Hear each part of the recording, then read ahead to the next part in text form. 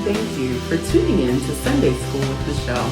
I'm Dr. Michele Myers, and this week our lesson titled Authority Belonging to God comes from Mark, the 12th chapter, the 17th verse, as well as Romans, the 13th chapter, the first verse, as well as the 6th through the 8th verse, and 1 Peter, the second chapter, the 13th through the 17th verse. The lesson is broken into three parts. The first part of our lesson, which is titled Teaching on Authority, comes from Mark, the 12th chapter, the 17th verse. The second part of the lesson, which is titled Tribute to Authority, comes from Romans, the 13th chapter, the first verse, as well as the 6th through the 8th verse. And then the last part of our lesson, which is titled Submission to Authority, comes from 1 Peter, the second chapter, the 13th through the 17th verse. So if you will, go ahead and follow along on the screen while I read these passages of scripture for your hearing. And Jesus answering said unto them, Render to Caesar the things that are Caesar's, and to God the things that are God's. And they marveled at him. And now we turn to Romans. Let every soul be subject unto the higher powers, for there is no power but of God, the powers that are ordained of God. For this cause pay ye tribute also, for they are God's ministers, attending continually upon this very thing.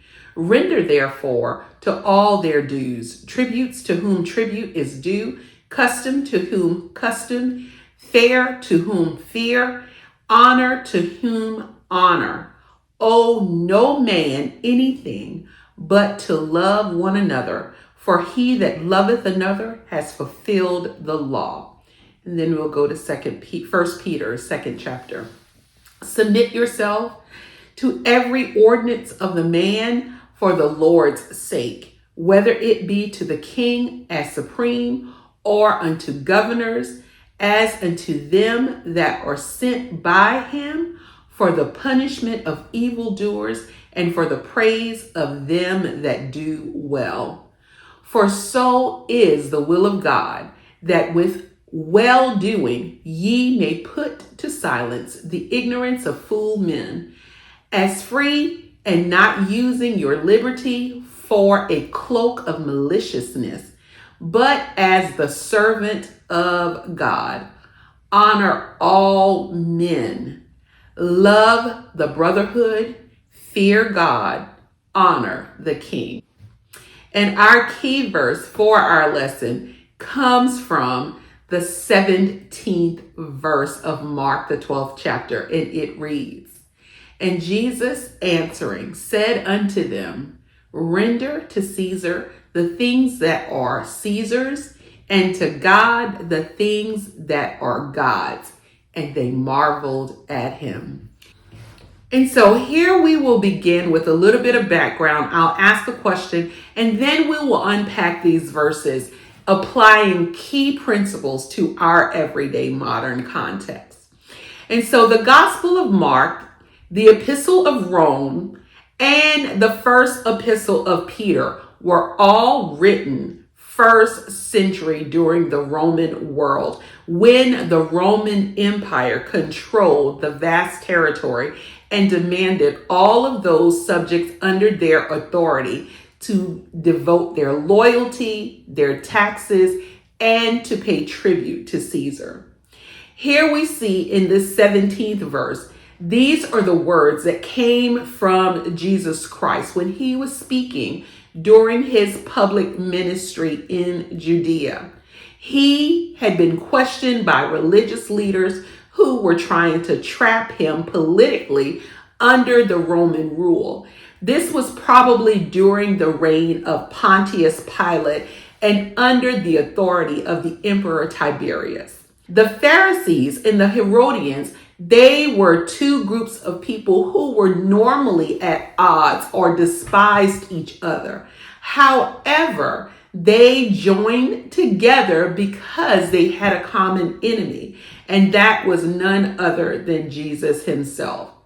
They brilliantly, or so they thought, tried to design a political trap that is recorded in the 14th verse, where they asked Jesus if it were right to pay tribute to Caesar or not.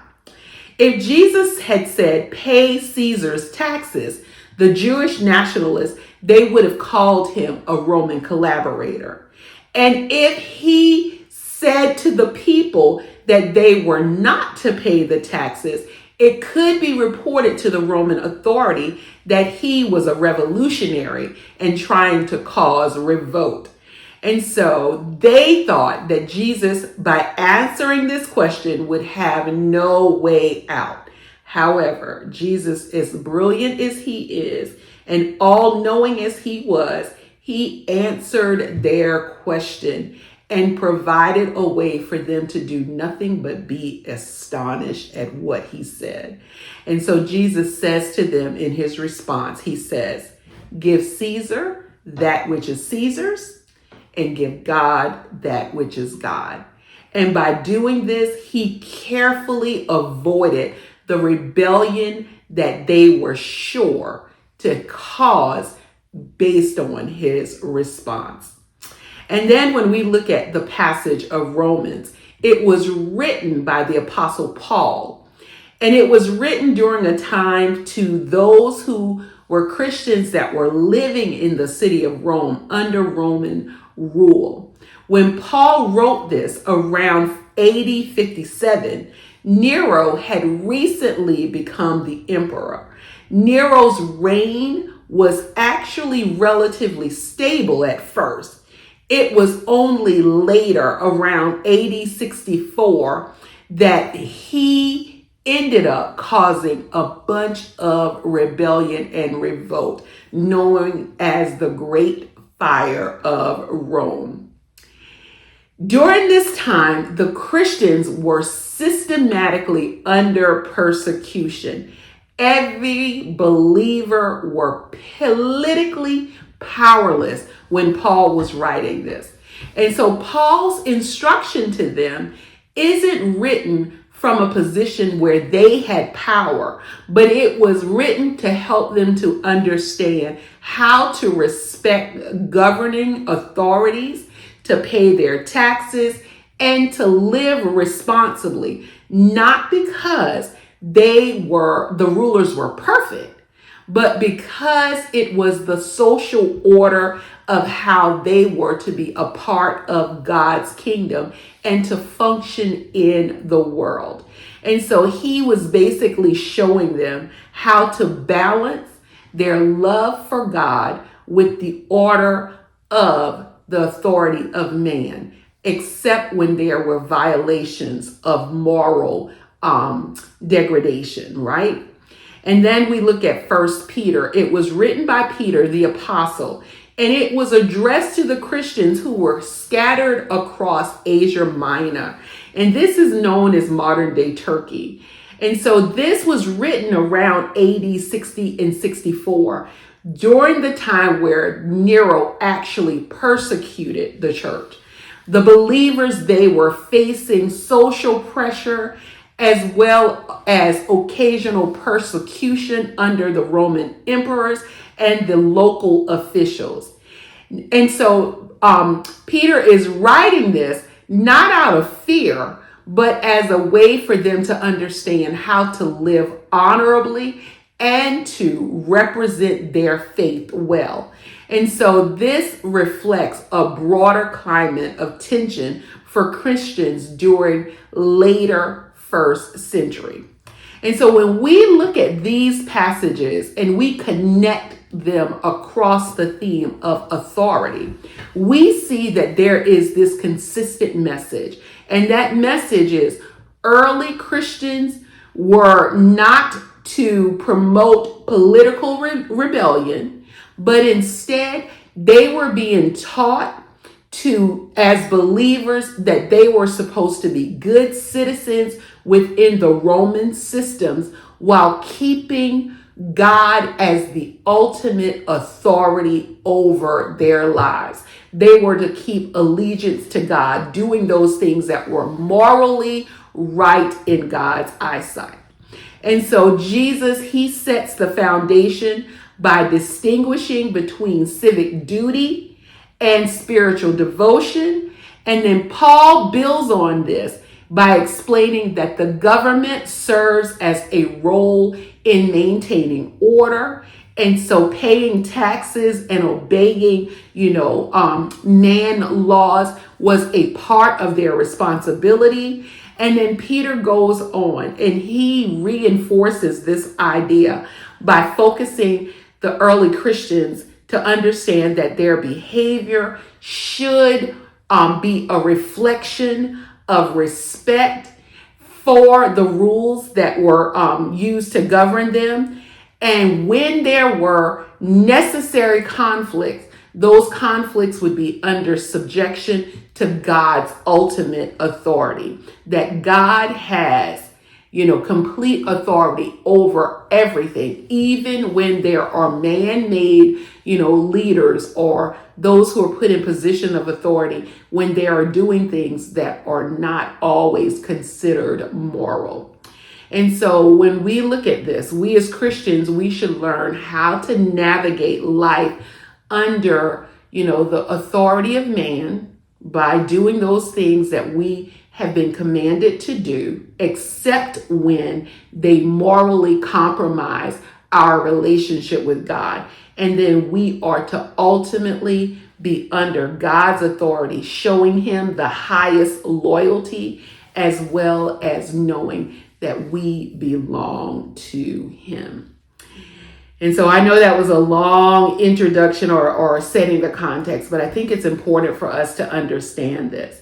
And so now the question that I have to ask for you to consider, and we'll come back at the end of this lesson to unpack that. And the question is, well, what happens when human authority asks us to do what God forbids? Like when you're being asked to do something by the authority of man and you know it goes against the will of God, what should you do? And we'll dig into that. But let us now go to part 1 of our lesson, which looks at Mark 12 and 17.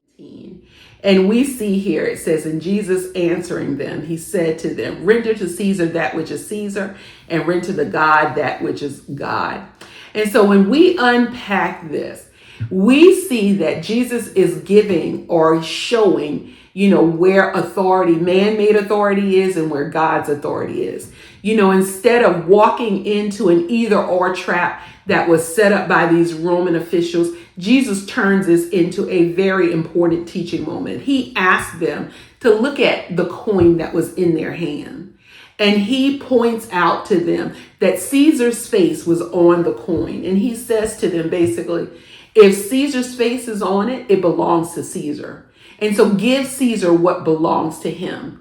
And then he adds the explosive second half of this. And then he says to them, and give to God that which belongs to God. And so every Jew who heard him say it might have said, well, what image of God do we have? And we can go back and we can say that they would have known that Genesis 1 and 27 tells us, because it said God created mankind in his own image. And so mankind is a reflection of the God who is its creator. And so we bear the image of God. Caesar has his coins and Caesar can claim that, but God has his children and God can claim us. We are his. Our whole lives, our loyalty, our worship, as well as our moral choices, we belong to God. And so from this, we have to also understand that Jesus is not endorsing, strict separation of religion and politics. That's not what he's doing here. What he is basically saying is that give Caesar what belongs to Caesar and give God what belongs to God. Jesus is not saying that the church should stay out of government affairs and that the government should stay out of religious affairs. Jesus is making a very deep point by saying this. He is saying that all human authority exists within God's larger framework. Caesar's authority is real, but it is borrowed. God's authority is the ultimate authority that we will answer to. God has to answer to no one. And so both the Pharisees as well as the Herodians, when they heard this, they marveled and they walked away speechless, because the trap that they set was not one that yielded any entrapment for Jesus. And so when we think about, like, what does this verse, being the key verse, how does it apply to what we understand in the modern text? And I'll give you an example. Say, for instance, your employer asks you to do something like follow a set of rules or enforce a policy or to pay your taxes or to come to work on time. All of those things are rendering to Caesar that which is Caesar's. You are subject unto that authority. Well, what if the employer then asks you to cheat on those taxes or to compromise, and you know that this goes against your integrity, against every moral conviction that you have because you're a child of God? Should you still do that? And the answer to that would simply be no, you do not do that.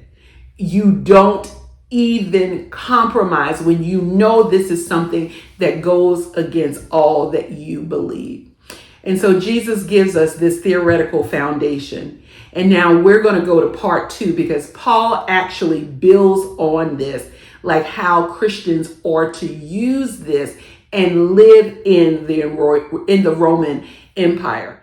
And it's titled Tribute to Authority, which comes from Romans, the 13th chapter. We're going to look at the 1st as well as the 6th through the 8th verse.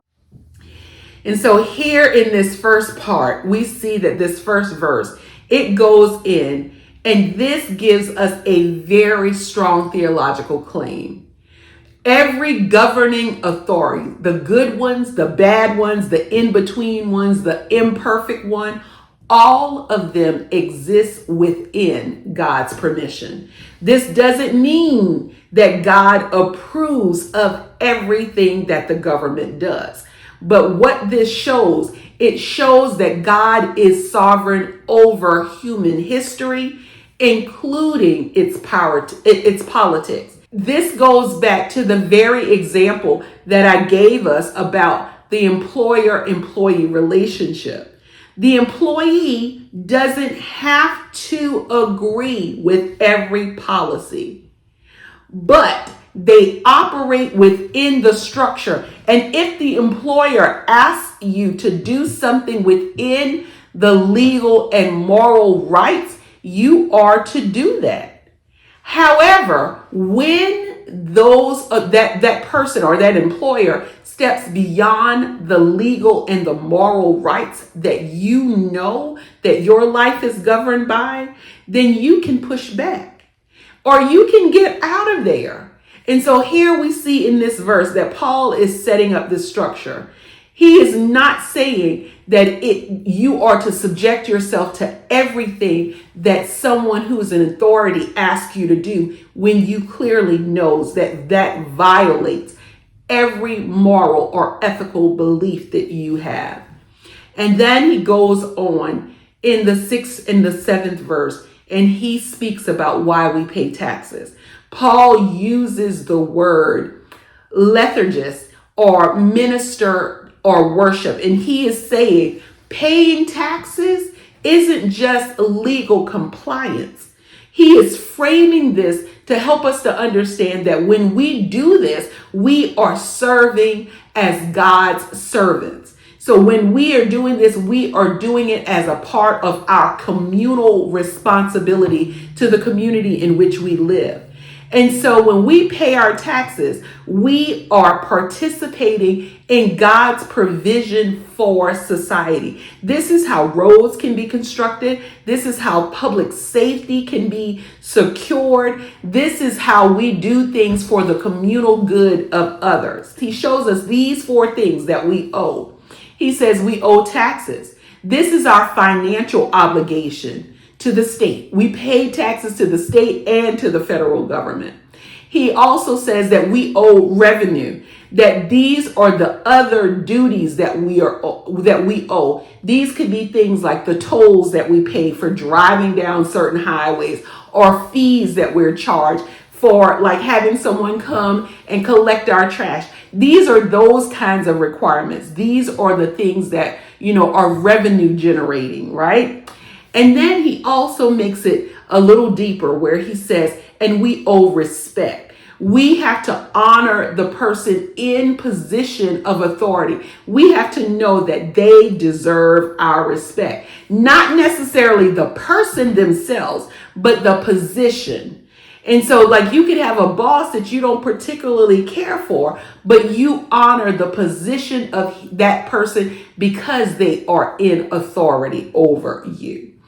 And then the last thing that he says in this passage is that we owe honor, recognizing and legitimizing the authority or the role that someone has in society, that we owe that as well.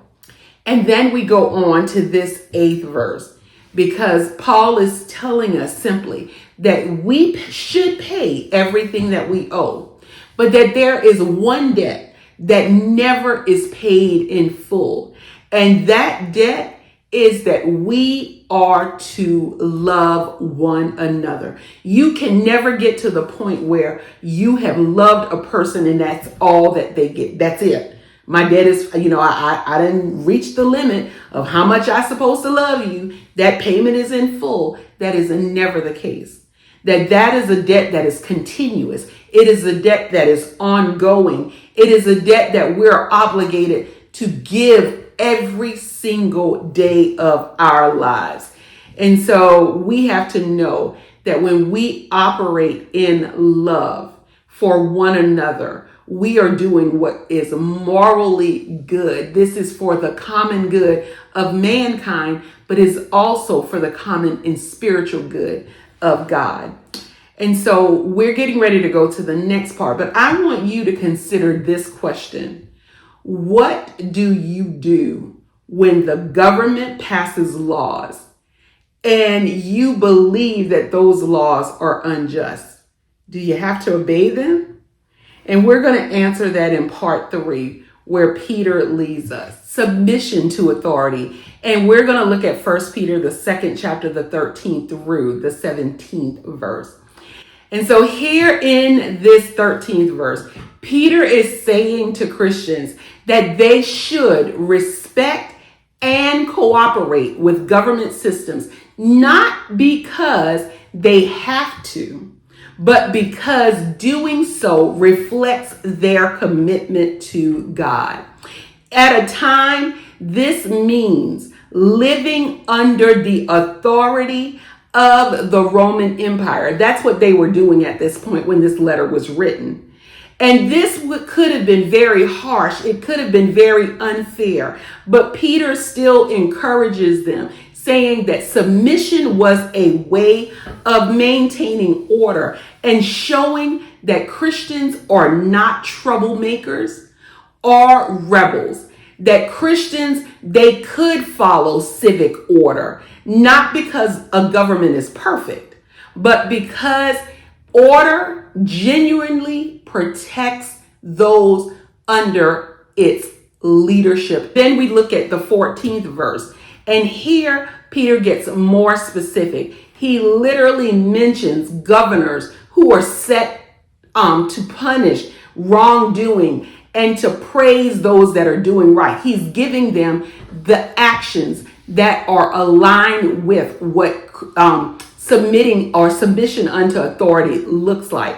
He is pointing out that the basic purpose of government is to keep society stable And he is showing them that rewarding good behavior and dealing with crime is one of the many things that, the man authority is set up to do.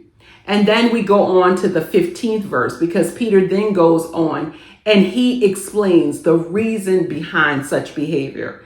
He says, it is God's will that by doing good, you silence the ignorant talk of foolish people. Many early Christians, they were misunderstood, and sometimes they were even accused of being dangerous and disloyal. But Peter is showing, or he is helping them to understand, that the best response to this isn't to argue or to be rebellious, but to consistently do the things that are right. And what he is showing, that over time, good actions always disprove the false accusations.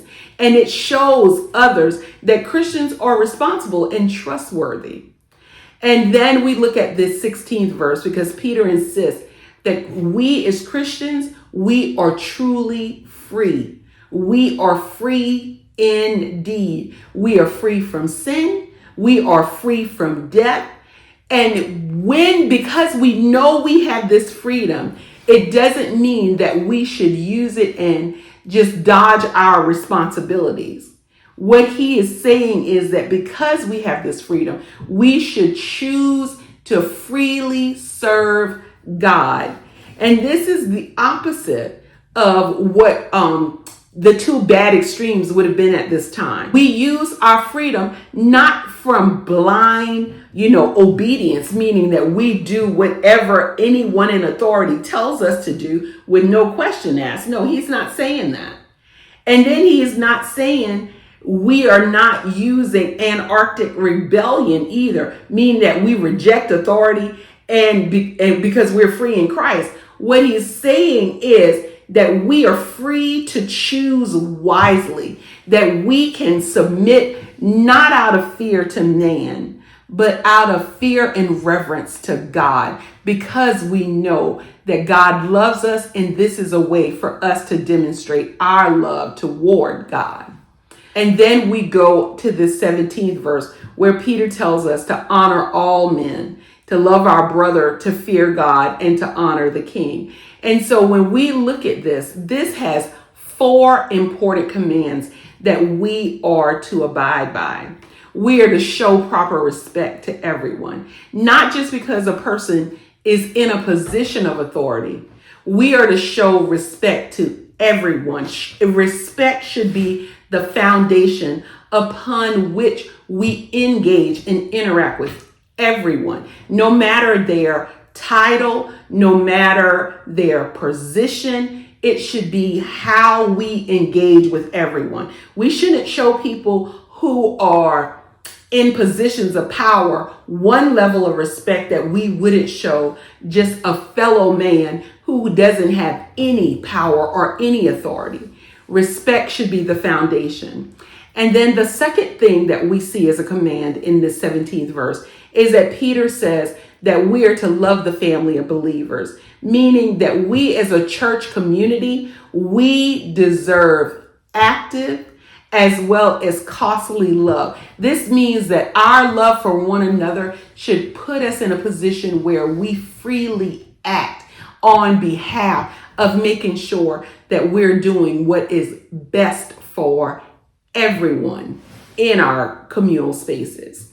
And then the third thing that we see from this verse is that we are to fear God. Not fear as in I'm so afraid, but fear as in reverence. Like everything that we do should be submitted under the authority of God, knowing that He is the ultimate authority. He has no one that He answers to. And because we love God, it should provoke us. It should motivate us. It should encourage us to want to do those things that are pleasing in His sight. And then the last thing that he says in this verse is that we are to honor the emperor. And so he is not saying that we should give the due reverence to the emperor that we give to God, or due reverence that we give to those who are in authority that we give to God. But what he is saying is that in the proper sphere of things, those who are in a position of authority, man-made authority, we are to respect them. We are to honor them. And that means we are to give to Caesar that which is Caesar. And so this now brings me back to the question that I asked at the top of the lesson. And that question is, what happens when human authorities ask you to do what God forbids? And in this, we will see that it's simply this: you do not do that, because ultimately you're going to answer to God. So should Christians do that? The answer is simply no, period. That's the end of that sentence, right? No. The Bible itself is full of examples of godly people practicing civil obedience and being honored for it. And the Bible is also filled with godly people who practice civil disobedience and was honored for it. And so some of the examples that I will share of those who, chose to practice civil disobedience come as follows. If you turn to Acts 5:29, we see that we have to obey God rather than obeying human beings. Peter and John, they were hurled off behind the Sanhedrin jails because of preaching about God. And they refused. They refused to politely and firmly, they said, we will not stop. And because of that, they were arrested. But they did not comply to the human authority that said they had to stop. And so this is an example of respectful non-compliance. They didn't become hostile at all. In fact, when they were in jail, and the jail, when the prison break could have happened, they never did. They were still there doing exactly what they knew they were supposed to do. Another example we see in Daniel 6. Daniel didn't stage a protest, or he didn't plot a coup. He simply continued doing what he had always done, praying 3 times a day. He could have hid out. He could have done, but he didn't. He made it public that he was still going to do that which he knew he was supposed to do. He accepted the consequences, trusting that God would see him through. Another example that we have is in Exodus 1, the 15th through the 21st verse, where we saw those midwives. Remember, this was one of the earliest examples of civil disobedience in the Bible. Pharaoh had commanded that they were to murder all of the Hebrew-born babies as an attempt to kill the Messiah. Well, the midwives, they had a moral obligation to God, and they refused to abide by what Pharaoh said. And so they overrode their fear of Pharaoh because they were reverencing or fearing God. And so what does this mean for us in modern context? We're going to have times where we are tested, where we will be asked to do things that we know go against moral laws that are written in our hearts, our souls, our minds, our bodies, as also documented in the world. And so how do we respond? We can respond by nonviolence. We can respond by knowing that there will be consequences, and sometimes we will have to, take those consequences. And then we can also respond by simply being obedient to God and trusting that no physical or human consequence is ever going to be worth losing your soul over. And so this lesson is powerful because it literally helps us understand that God's authority changes everything. Render to Caesar that which is Caesar, but render to God that which is God. And that means your whole life. This is showing us that we are free from the tyranny of people. We don't have to worry about pleasing everyone as long as we please God. We are free to understand that we have a moral obligation to God and God alone. And because of this, we are to render ourselves to God because God is in ultimate authority over us. And so this now brings me to our application for activation. And I want to go back to the key verse that said, render to Caesar that which is Caesar. When Jesus showed them, this coin has Caesar's image on it. And render to God that which is God, where we know in Genesis that we are created in God's image. And so my title for our application this week is, whose image do you bear? And so I want us to think about, whose image do we bear? And I want you to go ahead and I want you to write all of the things that belong to Caesar, all of the ways that you are to be subject to human authority. That could be like, what are the policies that are being enforced on your jobs that you really need to live by, even if you don't agree with them, but they're morally, still within the realms of being okay. You might not like it, but you still need to abide by them. And then I want you to think about, what do you need to render to God? What authority unto God do you need to render unto him because you want to belong to God and God alone? And so just take some time this week to reflect on those two things. All right, this now brings us to our lesson for next week. We're going to look at children, the gift and model, and we're going to look at Matthew's, the 18th chapter, the 1st through the 6th verse, as well as Mark, the 9th chapter, the 36th through the 37th, the 42nd, as well as Mark, the 10th chapter, the 13th through the 16th verse. And I invite you to continuously subscribe to my YouTube channel. The more interactions we get on the channel, the further the reach. And don't you want others to, engage with this channel so we can continue to grow this ministry?